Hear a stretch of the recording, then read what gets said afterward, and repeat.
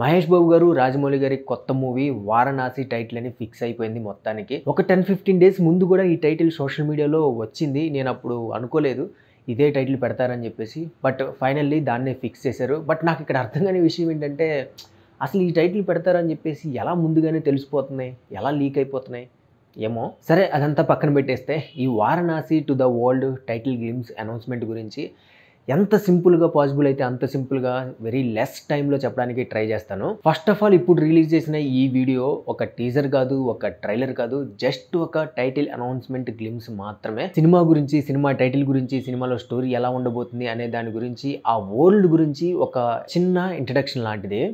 మీరు ఈ అనౌన్స్మెంట్ వీడియోని ఏదో ఒక నార్మల్ మూవీ టీజర్ లాగా, మూవీ ట్రైలర్ లాగా, ఒక అనౌన్స్మెంట్ వీడియో లాగా అలా చూసుకుంటూ వెళ్ళిపోతే మీకు పెద్ద ఇంట్రెస్టింగ్గా, క్యూరియస్గా ఉండకపోవచ్చు. ఇంకా ఏమనిపిస్తుందంటే, ఏదో ఒక మంచి పవర్ఫుల్ ఏఐ టూల్స్ ఉపయోగించి, లేదా ఒక మంచి కంప్యూటర్ గ్రాఫిక్స్, విఎఫ్ఎక్స్ ఇవన్నీ యూజ్ చేసి ఏదో కొన్ని షార్ట్స్ క్రియేట్ చేసి పెట్టుకుంటూ వెళ్ళారు అని కూడా అనిపించవచ్చు. బట్ అలా కాదు. అక్కడ ఉన్నది ఎవరు? ది గ్రేట్ రాజమౌళి గారు. సో ఆయన ఏదైనా ఒక చిన్న ఫ్రేమ్ పెట్టినా కానీ దాంట్లో ఒక పర్పస్ ఉంటుంది, దానికి ఏదో ఒక యూజ్ ఉంటే కానీ ఆయన మూవీలో పెట్టరు, లేదా ట్రైలర్లో కానీ టీజర్లో కానీ ఎక్కడా కూడా ఆయన ప్రమోషనల్గా చూపించరు. కాబట్టి ఈ అనౌన్స్మెంట్ వీడియోలో రాజమౌళి గారు ఏమేమి ఫ్రేమ్స్ పెట్టారు, ఏమేమి షార్ట్స్ పెట్టారు, అందులో ఏమేమి డీటెయిల్స్ ఇచ్చారు అనేది కూడా నాకు అర్థమైనవి, నేను అబ్జర్వ్ చేసి చెప్పడానికి ట్రై చేస్తాను. ఫస్ట్ ఆఫ్ ఆల్, ఈ మూవీకి సంబంధించిన ప్రమోషన్ మొత్తం కూడా ఒకే ఒక్క వర్డ్తో స్టార్ట్ చేశారు రాజమౌళి గారు. అదే #గ్లోబ్ ట్రాటర్. అసలు ఈ గ్లోబ్ ట్రాటర్ అనే పదానికి అర్థం ఏంటి? నేను గూగుల్ అడిగాను. సో అది ఏం చెప్పిందంటే, ఏ man who travels widely to various places, various countries around the world అని ఇచ్చింది. సో దీన్ని బట్టి మనకేం అర్థమవుతుందంటే, ఈ మూవీ ఒక ట్రావెల్ బేస్డ్ స్టోరీ. డిఫరెంట్ ప్లేసెస్ని, డిఫరెంట్ కంట్రీస్ని ఎక్స్ప్లోర్ చేసుకుంటూ వెళ్తాడు ఈ సినిమాలో హీరో.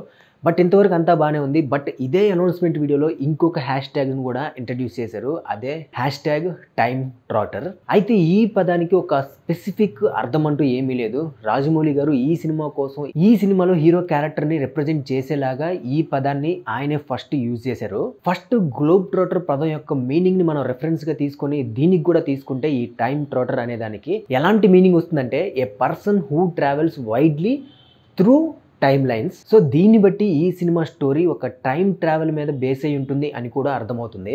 దాన్ని జస్టిఫై చేస్తూనే ఈ అనౌన్స్మెంట్ వీడియోలో చాలా టైమ్ లైన్స్ కూడా చూపించారు. ఫస్ట్ ఆఫ్ ఆల్ 512 CE వారణాసిని చూపించారు. కట్ చేస్తే 2027 CE ఒక ఆస్ట్రాయిడ్ వచ్చేసి పడుతుంది.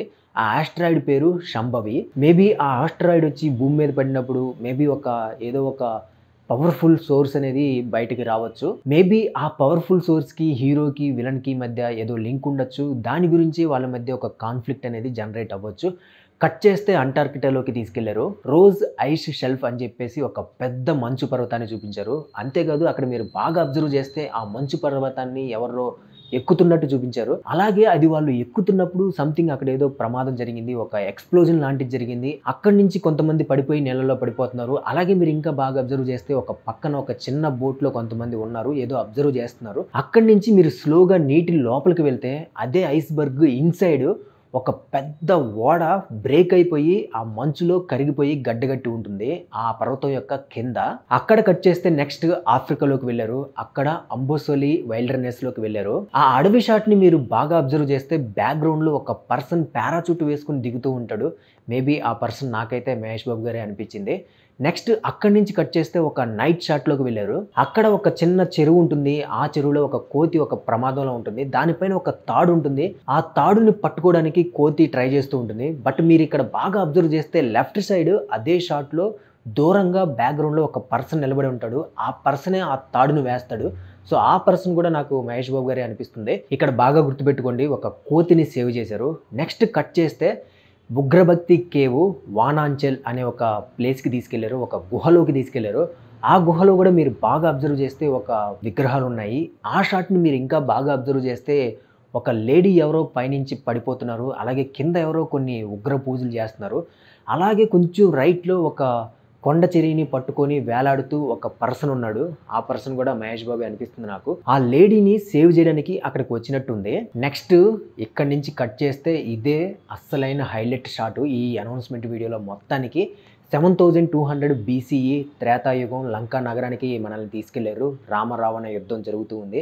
అక్కడ ఒక పెద్ద జైంట్ హనుమంతుల వారిని చూపించారు. ఈ షాట్ను కూడా మీరు బాగా అబ్జర్వ్ చేస్తే హనుమంతుల వారి తోక మీద ఒక రథం వెళ్తూ ఉంటుంది. అక్కడ నుంచి స్లోగా రైట్కి వెళ్తే అక్కడ రాముడి క్యారెక్టర్ని రివీల్ చేశారు.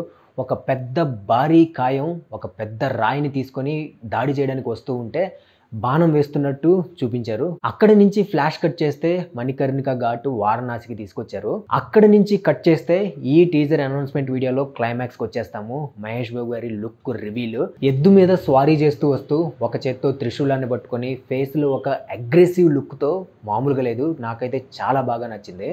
ఫైనల్లీ ఈ అనౌన్స్మెంట్ వీడియో చూసిన తర్వాత నాకేమనిపించిందంటే రాజమౌళి గారు ఫర్ ద ఫస్ట్ టైం కంప్లీట్గా మన మైథాలజీని పురాణాలని టచ్ చేస్తున్నారు అనిపించింది.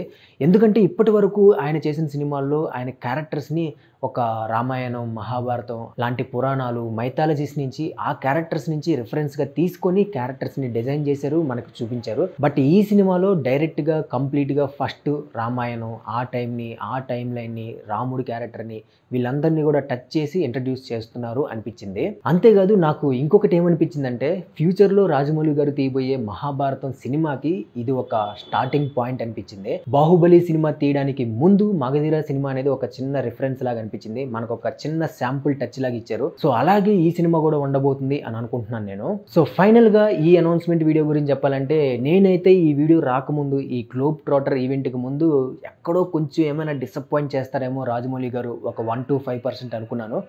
బట్ ఏమీ డిసప్పాయింట్ చేయలేదు. అక్కడ ఉన్నది ఎవరు?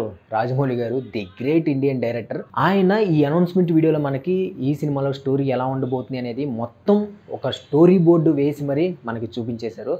జానర్ అయితే నాకు ఒక మైథాలజీ, సైన్స్ ఫిక్షన్ మొత్తం మిక్స్డ్ జానర్ లాగా అనిపిస్తుంది. సో చూద్దాము. మనకి 2 years టైం ఉంది. 2027లో ఈ సినిమా వస్తుంది అని అనుకుంటున్నాను. సో ఈ అనౌన్స్మెంట్ వీడియో మీరు చూసారా? మీకేమనిపించింది? మీరు ఇంకా ఏమైనా డీటెయిల్స్ అబ్జర్వ్ చేశారా? కామెంట్స్లో చెప్పండి. అండ్ అలాగే ఈ వీడియో మీకు నచ్చితే ఒక లైక్ కొట్టండి. అండ్ అలాగే మన స్లోగన్ గుర్తుంది కదా, నచ్చితే మెచ్చుకుందాం, అందరితో పంచుకుందాం. So please support and subscribe to open చేస్తే పక్కనే ఉన్న బెల్ ఐకాన్ నొక్కడం మాత్రం అస్సలు మర్చిపోద్దు. సో నెక్స్ట్ వీడియోలో మళ్ళీ కలుద్దాం. Until then take care, see you all later, bye.